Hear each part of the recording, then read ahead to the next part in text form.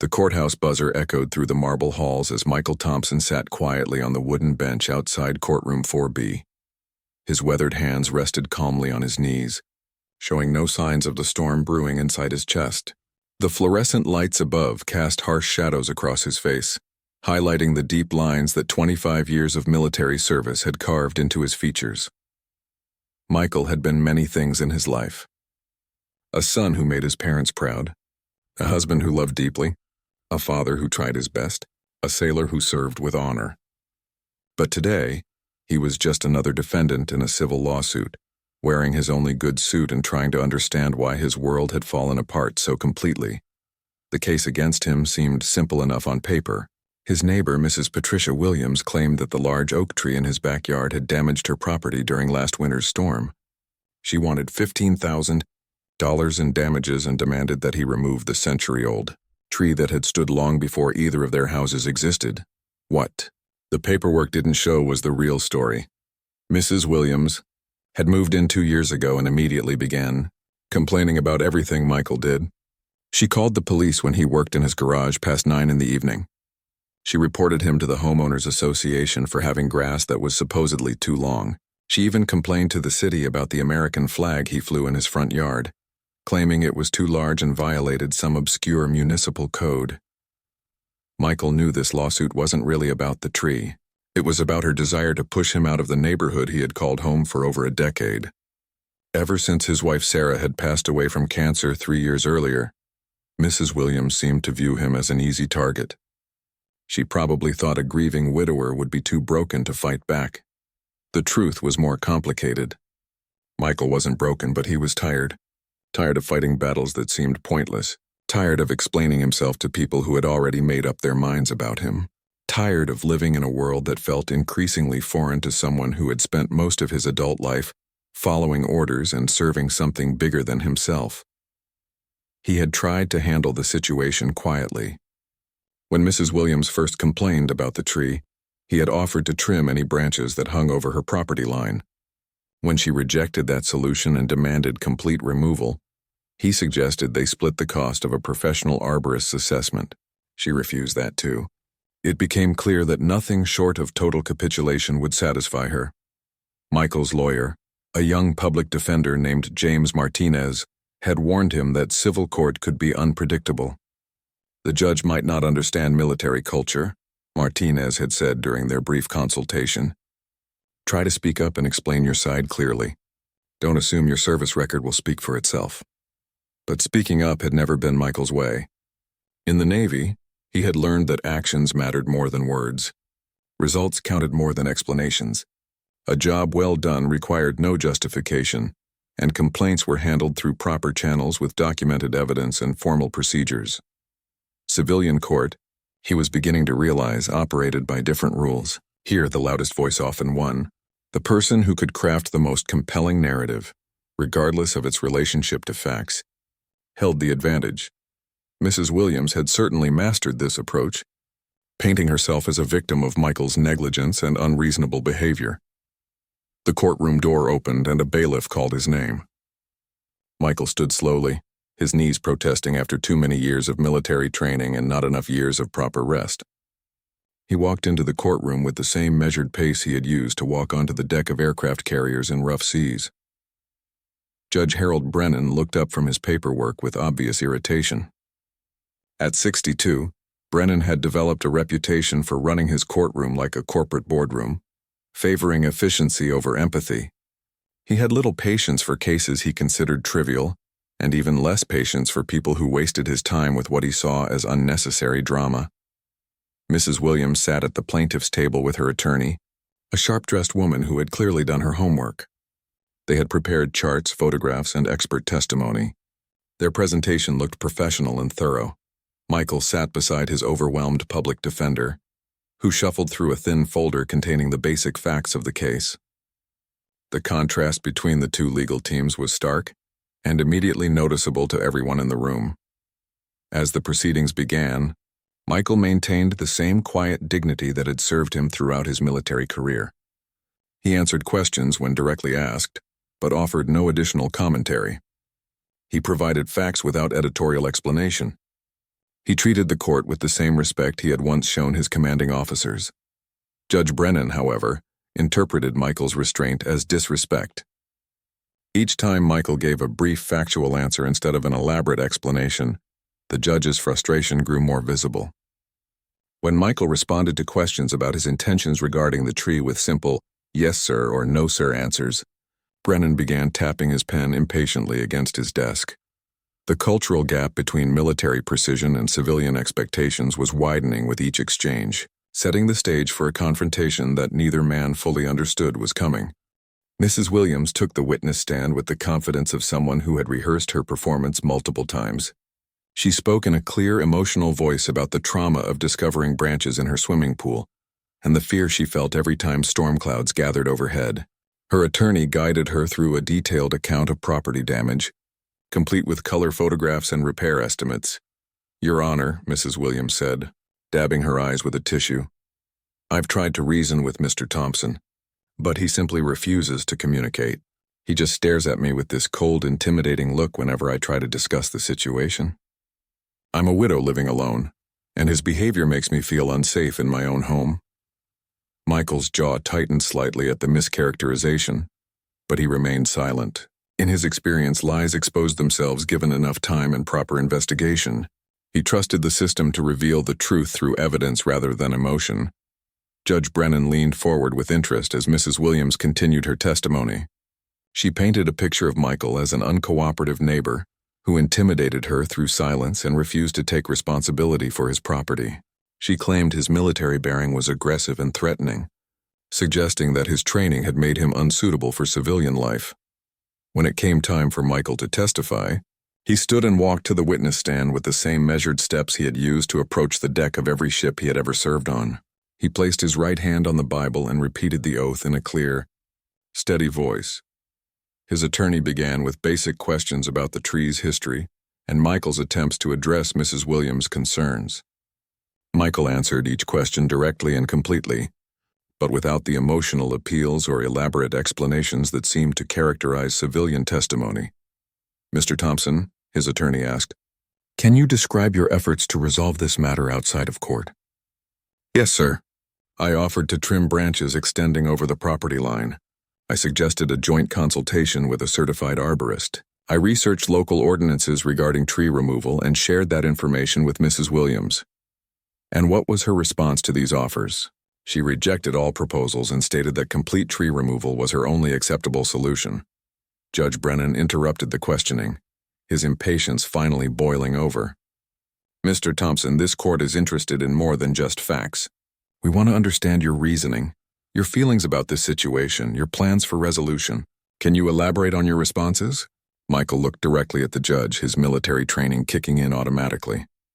"When a superior officer asked for clarification, you provided it clearly and concisely. Your Honor, I provided complete answers to the questions asked. The facts speak for themselves."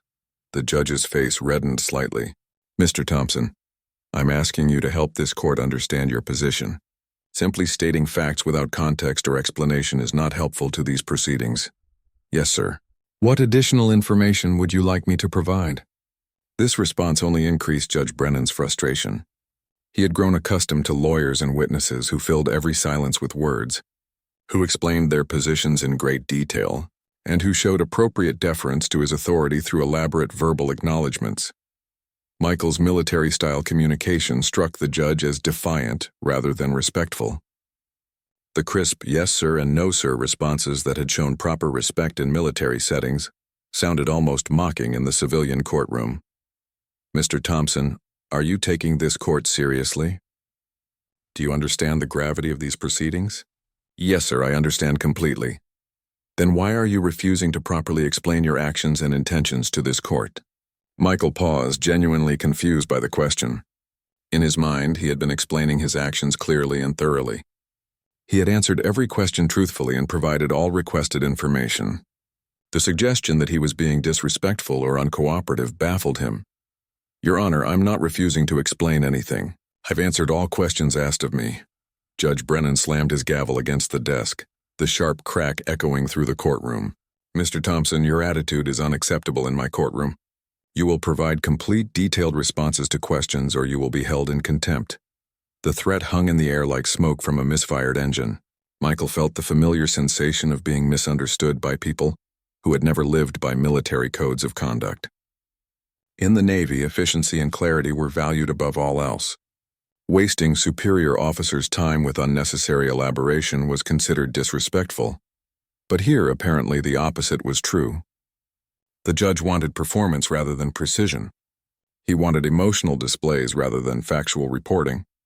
He wanted Michael to beg, to plead, to show vulnerability and deference through verbose explanations. Michael's attorney sensed the growing tension and attempted to redirect the questioning toward more concrete issues. Your Honor, perhaps we could focus on the specific allegations regarding property damage and review the evidence Mr. Thompson has gathered about tree maintenance and local regulations. No, Judge Brennan snapped. I want to hear from Mr. Thompson himself. I want him to explain why he thinks his behavior has been appropriate and what he intends to do about this situation. The courtroom fell silent except for the whisper of the air conditioning system and the distant sound of traffic outside. Mrs. Williams watched with satisfaction as the judge's frustration with Michael became increasingly obvious. Her attorney smiled slightly, recognizing that the proceedings were going exactly as they had hoped. Michael sat in the witness chair, his back straight and his hands folded calmly in his lap. He understood that he was walking into some kind of trap, but he couldn't identify its exact nature. In combat situations, he had learned to trust his training and stick to proven procedures when facing unknown threats. So he did what he had always done when confronted with hostile questioning from authority figures. He told the truth clearly and completely without embellishment or emotional manipulation. Your Honor, I have maintained my property according to local ordinances and industry standards. I have attempted to address my neighbors' concerns through reasonable compromise. I have gathered evidence to support my position and am prepared to present it to this court. Judge Brennan's eyes narrowed as he stared at Michael with growing contempt. The tension in the courtroom became thick enough to cut with a knife. Judge Brennan leaned back in his chair, studying Michael with the expression of someone who had reached the end of his patience. The silence stretched uncomfortably as other people in the courtroom shifted nervously in their seats. Mr. Thompson, the judge finally said, his voice dripping with disdain, I have been practicing law for over 30 years, and I have never encountered such blatant disrespect in my courtroom. Your refusal to provide proper testimony is a mockery of these proceedings. Michael felt his chest tighten, but his expression remained unchanged.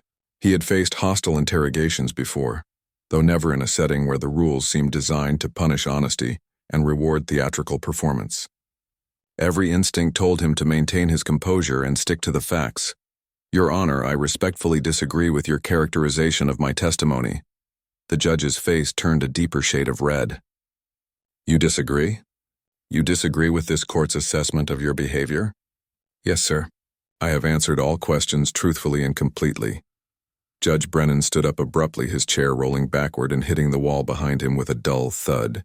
The sudden movement made several people in the gallery jump, but Michael remained perfectly still. Mr. Thompson, your military background does not give you the right to treat civilian authority with contempt. We are not impressed by your stone-faced routine or your inability to show proper respect for these proceedings. The words hit Michael like a physical blow. In all his years of service, no one had ever questioned his respect for authority or suggested that his military bearing was inappropriate. He had spent decades learning to show respect through action rather than empty words, through competence rather than flattery. Your Honor, Michael said carefully, I have served my country with honor for 25 years. I would never show disrespect to any legitimate authority. Legitimate authority? Judge Brennan's voice rose to nearly a shout. Are you questioning the legitimacy of this court? Michael realized too late that his choice of words had been interpreted as a challenge rather than a clarification. In military communication, precision mattered. The difference between authority and legitimate authority was important when dealing with complex command structures and rules of engagement. But in civilian court, apparently such distinctions were seen as insubordination. No, sir, that was not my intention. Your intention? The judge laughed bitterly. Mr. Thompson, let me tell you what I think your intention is. I think you believe your military service makes you special. I think you expect this court to bow down to your uniform and ignore your obvious inability to function in civilized society. The courtroom fell dead silent. Mrs. Williams looked pleased with this unexpected turn of events. Her attorney tried to maintain a professional expression, but couldn't quite hide her satisfaction. Michael's public defender looked horrified and began frantically shuffling through his papers, searching for some procedural objection that might diffuse the situation. Michael felt something cold settle in his stomach. This wasn't about the tree anymore. This wasn't about property damage or neighbor disputes. This had become something much more personal and dangerous. Your Honor, he said quietly, I have never claimed that my service makes me special or exempt from civilian law. Haven't you? Judge Brennan walked around his desk and stood directly in front of the witness stand, violating every protocol about maintaining appropriate distance during testimony. Then explain to me why you think you can sit in my courtroom and refuse to provide adequate responses to legitimate questions. Michael looked up at the judge, his military training warring with his growing anger. He could feel the eyes of everyone in the courtroom focused on him, waiting to see if he would finally break down and give them the emotional display they seemed to expect. Instead, he did what he had always done when facing impossible situations. He fell back on the values that had sustained him through combat zones and family tragedies and the long, lonely years after his wife's death. Your Honor, I have provided truthful, complete answers to every question asked. If my communication style is different from what you expect, I apologize for any misunderstanding. However, I cannot and will not lie or embellish facts to satisfy anyone's expectations about how I should express myself. The judge stared at him for a long moment, his breathing heavy and his face flushed with anger. When he spoke again, his voice was cold and deliberate. Mr. Thompson, your arrogance is astounding. You sit there in your cheap suit, playing the role of the noble soldier, but what I see is a man who thinks he's above the rules that govern civilized society. What I see is someone who has spent so much time taking orders that he's forgotten how to show basic human courtesy. Michael's hands tightened slightly on the arms of the witness chair, but his voice remained steady. Your Honor, I disagree with your assessment. Of course you do. Because in your mind you're always right, aren't you? The decorated veteran who can do no wrong. The hero who sacrificed for his country and therefore deserves special treatment. The words cut deeper than Judge Brennan probably realized.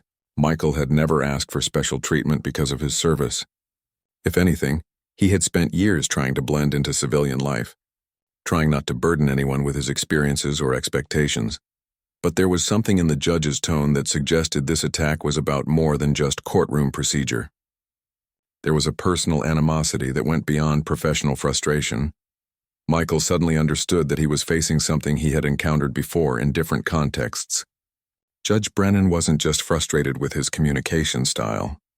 The judge resented him personally, resented what he represented, resented the idea that someone could serve in the military and then expect to participate equally in civilian society. This wasn't about justice anymore. This was about power and prejudice and a civilian authority figure's need to humiliate someone who reminded him of his own lack of service. Michael made a decision that would change everything that followed. Instead of continuing to defend himself against these increasingly personal attacks, he would do what he had always done when facing overwhelming enemy forces. He would maintain his position and wait for reinforcements. The attack continued for another 10 minutes, with Judge Brennan delivering what amounted to a public humiliation disguised as judicial procedure. He questioned Michael's intelligence, his social skills, his ability to function in civilian society, and his fitness as a neighbor and community member. Through it all, Michael remained silent except when directly asked questions that required factual responses. Each non-reaction seemed to fuel the judge's anger further, creating a cycle of escalating hostility that filled the courtroom with uncomfortable tension. Mr. Thompson, Judge Brennan said finally, returning to his seat behind the bench, I want you to understand something very clearly. Your military service ended when you took off that uniform. In my courtroom, you are just another citizen who must follow the same rules as everyone else. Your inability to communicate effectively or show appropriate respect suggests that you may not be capable of functioning successfully in civilian society. Michael felt something shift inside him. like the moment when a ship's engines finally overcome the resistance of heavy seas and begin moving at full speed. The judge's words had crossed a line that even hostile enemy interrogators had known better than to cross. "Your Honor," Michael said, his voice still calm but now carrying an undertone that hadn't been there before, "I have served my country honorably for 25 years. I have risked my life to protect the freedoms that allow courts like this to function. I have buried friends who died defending the principles this legal system claims to represent." Judge Brennan's eyes widened slightly at this first sign of pushback, but he pressed forward. "Mr. Thompson, your service record is irrelevant to these proceedings. What matters is your behavior in this courtroom and your refusal to take responsibility for your actions as a civilian. With respect, Your Honor, you made my service record relevant when you chose to attack it. Personally, the temperature in the room seemed to drop several degrees.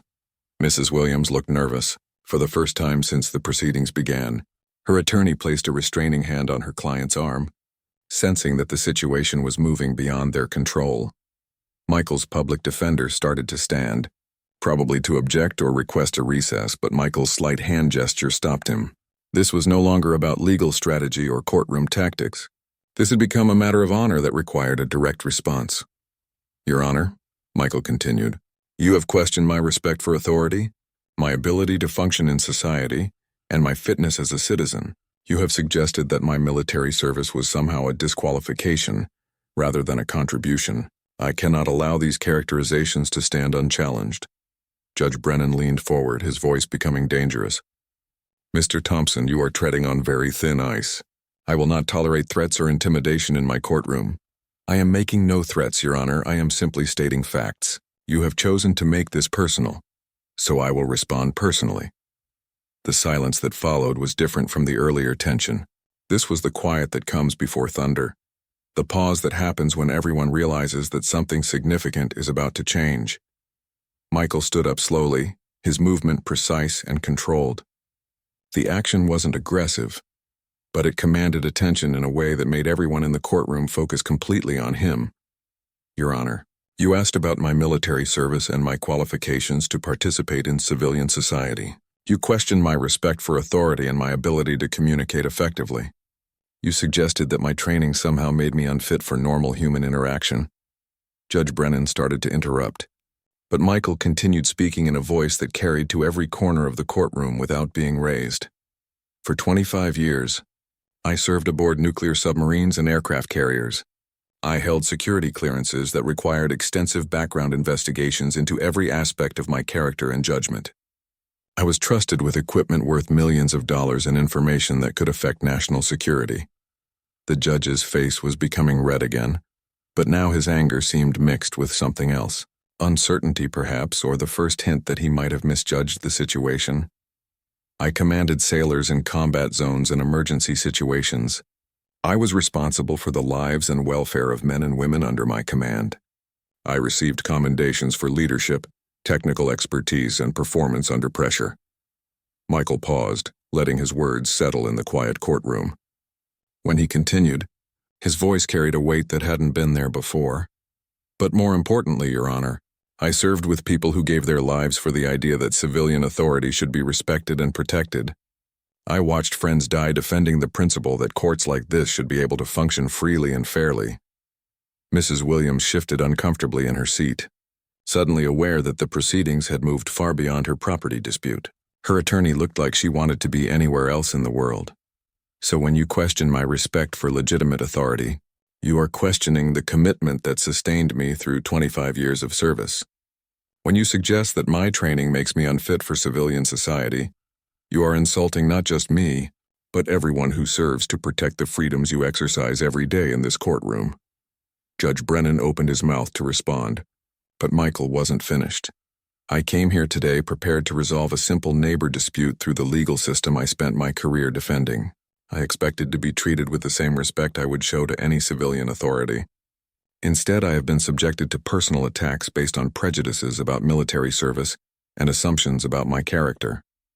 The courtroom was completely silent now, with everyone focused on the quiet man who had finally found his voice.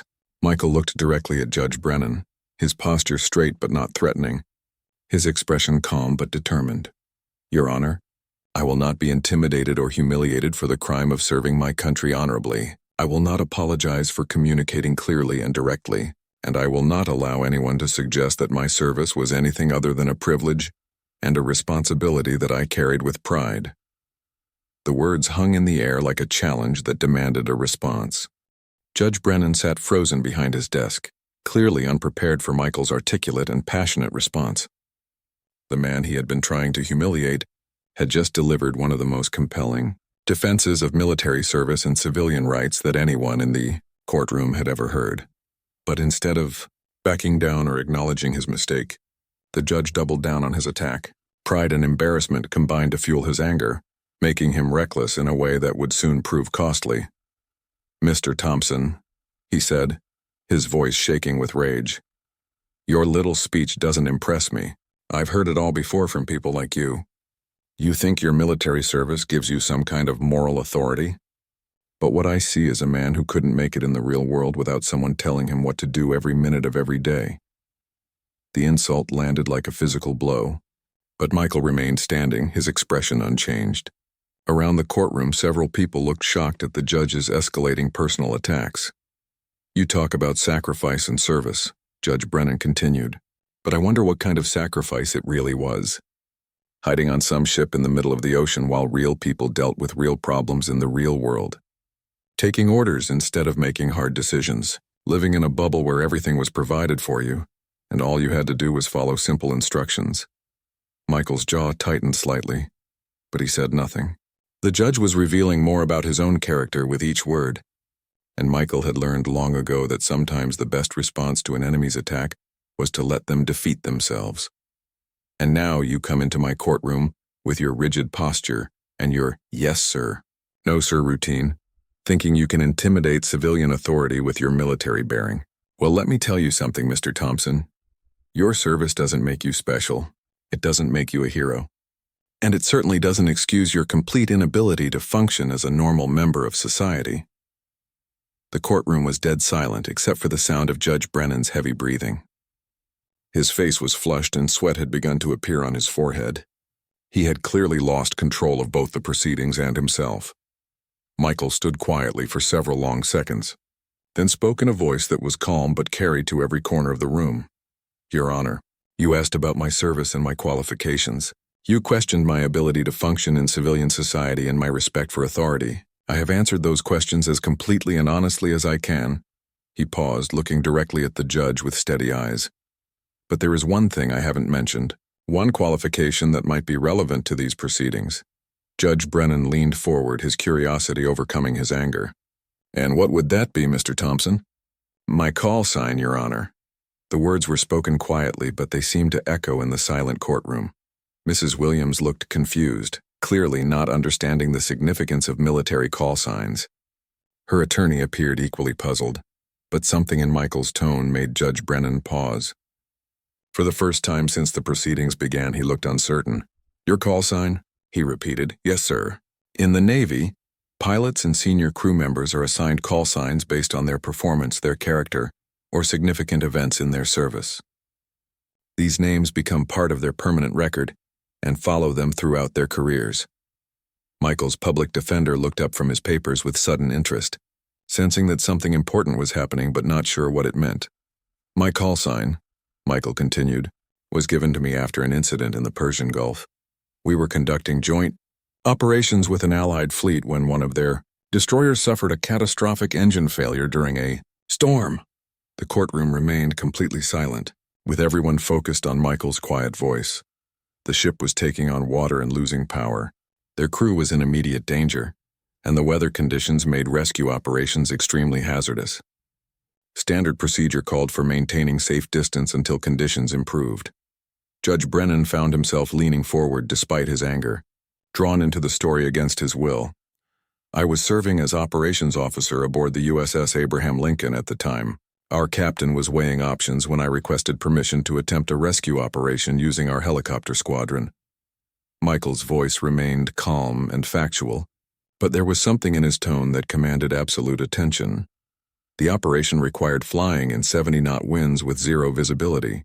We had to coordinate multiple aircraft, establish emergency medical facilities, and execute precision rescue maneuvers in conditions that exceeded all safety parameters.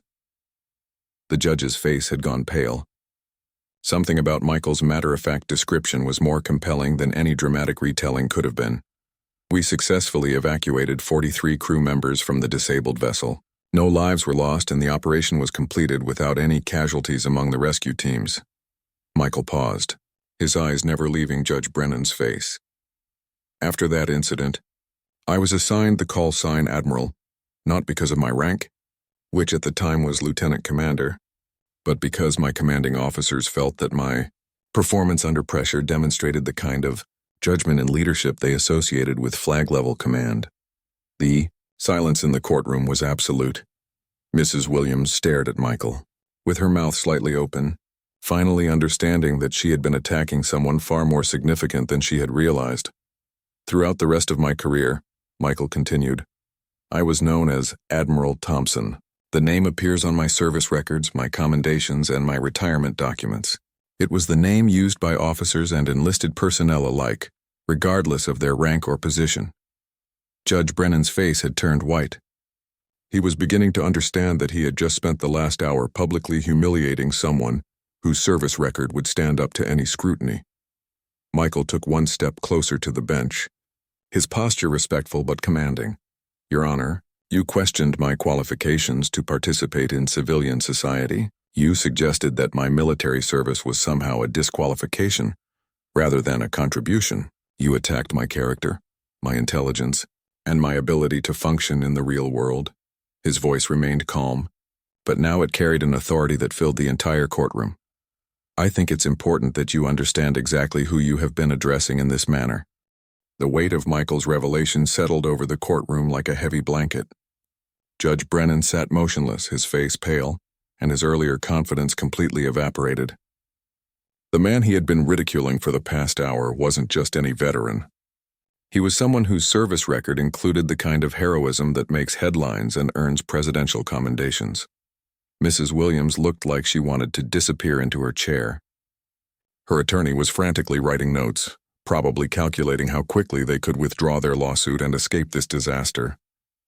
Michael remained standing, his posture straight but not aggressive. He had revealed his call sign not to intimidate anyone, but to provide context that the judge had demanded. When someone questions your qualifications and character, you respond with facts. Admiral Thompson, Judge Brennan said quietly, using the call sign for the first time. His voice had lost all of its earlier hostility and now carried a tone of uncertainty. I was not aware of your service record. Your Honor, Michael replied, my service record was never relevant to this proceeding.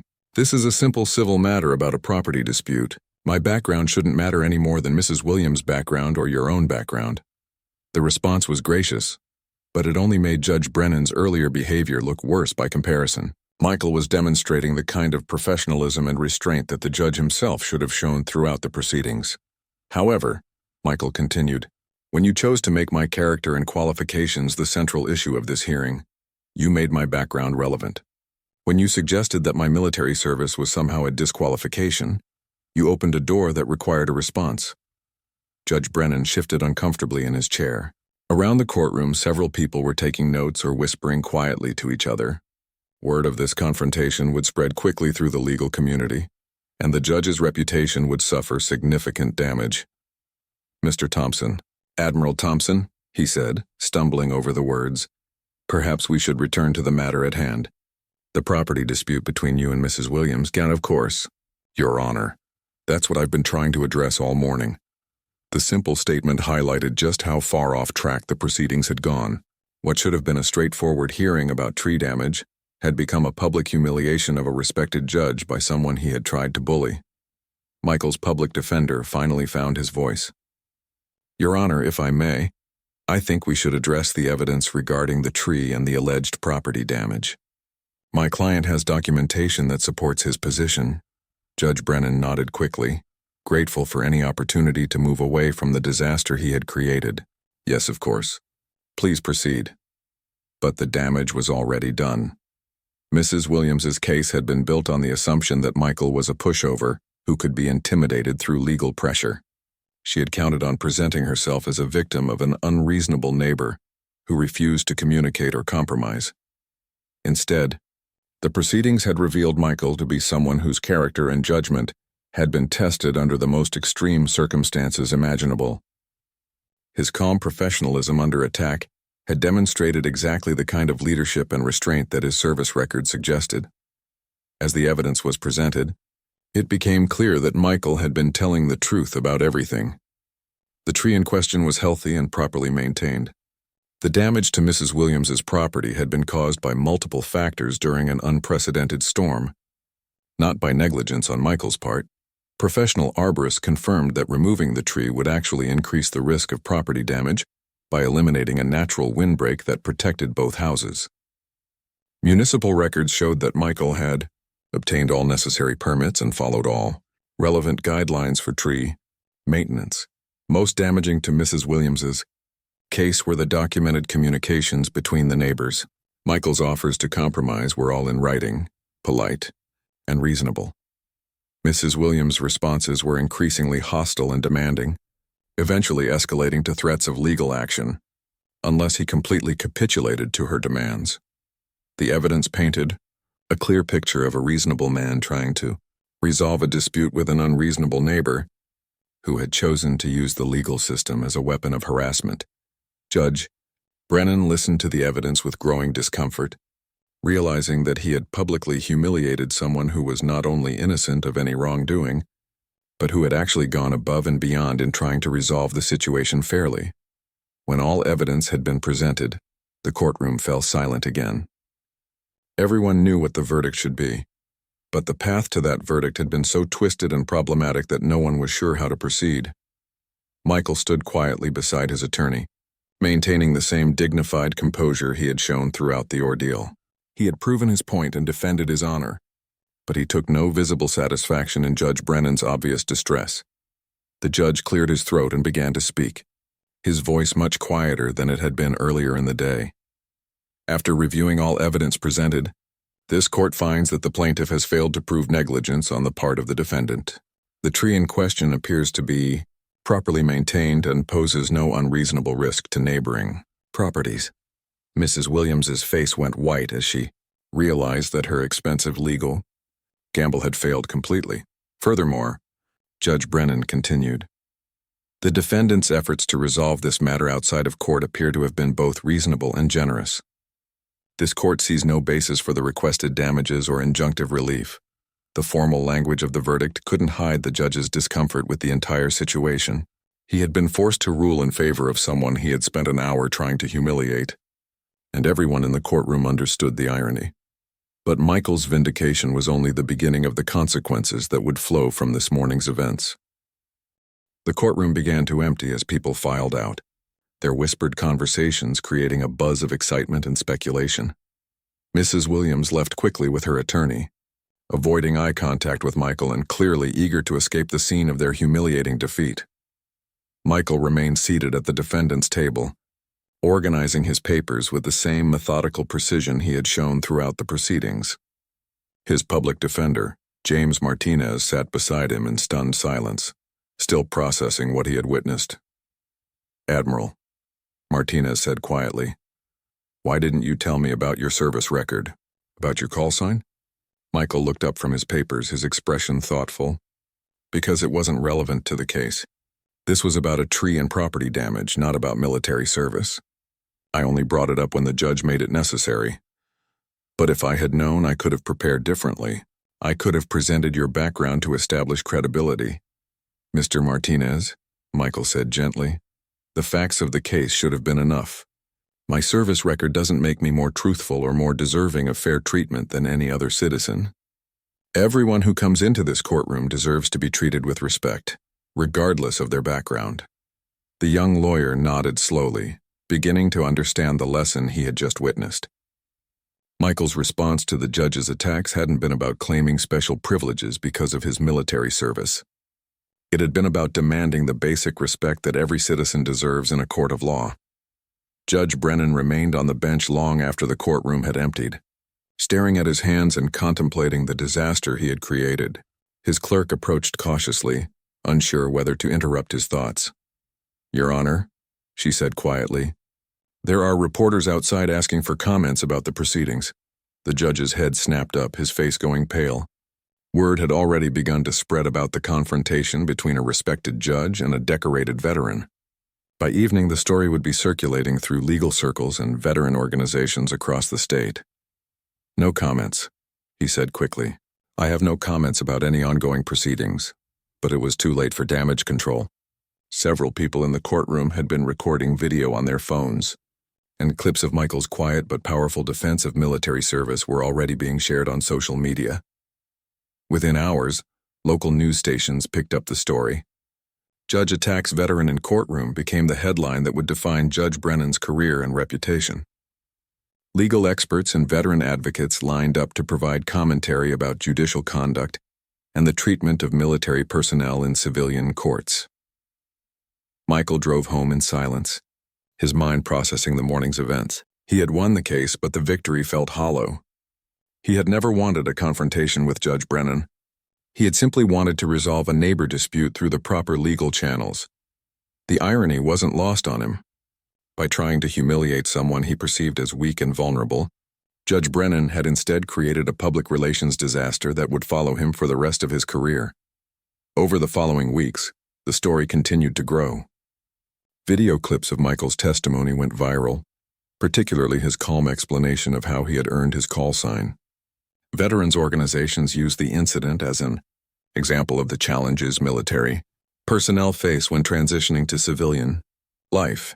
Judge Brennan faced formal complaints from the State Bar Association and calls for his resignation from veteran advocacy groups. His attempt to intimidate a quiet veteran had backfired spectacularly, turning him into a symbol of judicial misconduct and prejudice against military service. Mrs. Williams found herself dealing with unexpected consequences as well. Her neighbors, many of whom were veterans or military families, learned about her role in the courtroom drama. Property values in the neighborhood began to decline, as the story attracted negative attention to the area. But perhaps the most significant consequence was the change in how the legal community viewed interactions with veteran litigants. Michael's case became a cautionary tale taught in judicial ethics courses, demonstrating how unconscious bias and assumptions about military culture could lead to serious professional and ethical problems. Michael returned to his quiet life, tending his garden and maintaining the old oak tree that had started the whole controversy. He received hundreds of letters from veterans thanking him for his dignified response to Judge Brennan's attacks. Many shared their own stories of feeling misunderstood or unwelcome in civilian institutions. He never sought publicity or tried to capitalize on his unexpected fame. When reporters called asking for interviews, he politely declined. When veteran organizations invited him to speak at events, he respectfully suggested that they focus on veterans who needed help with housing, healthcare, or employment rather than someone who had simply stood up for himself in court. The oak tree continued to stand in his backyard, its roots deep in soil that had nourished it for over a century. Like Michael himself, it had weathered storms that would have broken lesser specimens. Its branches provided shade and shelter, asking nothing in return except the chance to grow peacefully in the place it had chosen to call home. Judge Brennan eventually resigned from the bench under pressure, his career destroyed by a single morning's poor judgment. He never publicly apologized to Michael, though he did issue a statement acknowledging that his behavior had fallen short of judicial standards. Michael never spoke publicly about the judge's resignation or the broader consequences of their courtroom confrontation. When asked by friends about his feelings regarding Brennan's downfall, he simply said that he hoped everyone involved could learn something positive from the experience. In the end, the case became a reminder that respect and dignity are not earned through titles or positions, but through character and actions.